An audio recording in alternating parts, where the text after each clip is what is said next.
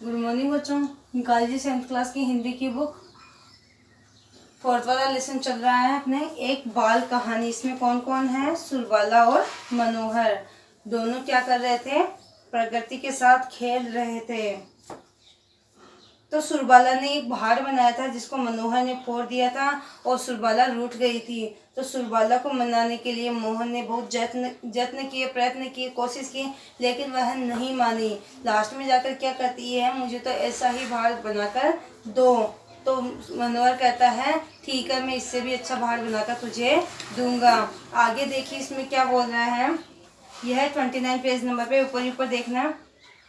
उस पे हमारी कुटी थी, उस पे धुएं का रास्ता था। अब सुरबाला कह रही है कि जो पहाड़ बना रहे हो उसके ऊपर कुटी बनानी है, और एक क्या था, धुएं निकलने का रास्ता भी उसमें बना हुआ था, वो भी मुझे बनाकर दो। हम नहीं बनाएंगे। तुमने क्यों तोड़ा? तुमने तोड़ा, तुम ही बनाओ। अब वो सुरबाला कह रही है कि हम नहीं बनाएंगे उसको, तुम ही बनाओगे। तुमने ही तोड़ा है, तुम ही मुझे बनाकर दो। अच्छा, पर तुम इधर तो देखो। तो हम नहीं देखते, पहले पहाड़ बनाकर दो। मनोहर ने तभी खुशी खुशी एक पहाड़ बनाकर तैयार किया। कहा लो पहाड़ बन गया। हाँ, धुएं का रास्ता बनाया, कुटी बनाई। सो कैसे बनाऊं? बताओ तो। पहले बनाओ तब बताऊंगी। पहाड़ के सिर पर एक सींग लगाकर और एक एक पत्ते की ओट लगाकर कहा बना दिया। तुरंत मुड़कर सुरबाला ने कहा अच्छा दिखाओ। सीख ठीक नहीं लगी जी। अब सुरबाला कह रही है कि तुमने जो सीख लगाई है वो ठीक नहीं लगी, पत्ता ऐसे लगेगा। आदि संशोधन कर चुकने पर मनोहर को हुक्म दिया थोड़ा पानी लाओ, पहाड़ के सिर पर डालेंगे। सुरबाला कह रही है मनोहर से कि अब तुम थोड़ा सा पानी लाओ, पहाड़ के सिर पर डालेंगे। मनोहर पानी लाया। गंगाजल से एक पात्रों द्वारा वह पहाड़ का अभिषेक करना ही चाहता था। क्या करना चाहता था? जो पानी था ना पास में जिससे वह मनोहर खेल रहा था, उस पानी को वह एक पात्र में भरकर लाया। और जैसे पहाड़ के ऊपर पानी डालने से किसी का अभिषेक करते हैं, किसी मूर्ति का अभिषेक करते हैं, उसी प्रकार से वह क्या करना चाहती थी? पहाड़ का अभिषेक करना चाहती थी। सुरो रानी ने एक लात से पहाड़ के सिर को चकनाचूर कर दिया।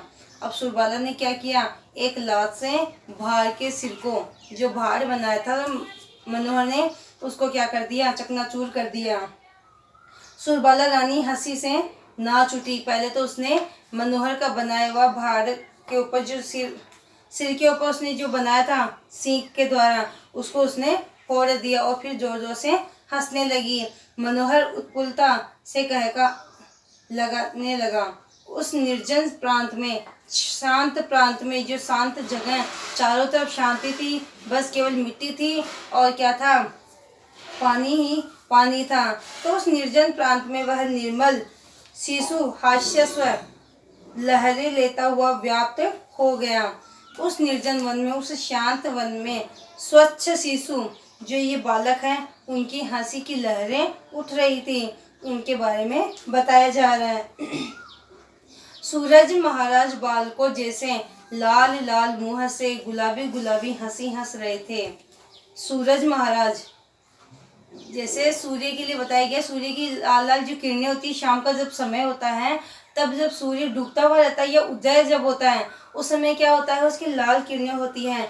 उसके बारे में बताया गया है कि सूरज महाराज बालकों जैसे, बालकों के समान ही क्या कर रहे हैं?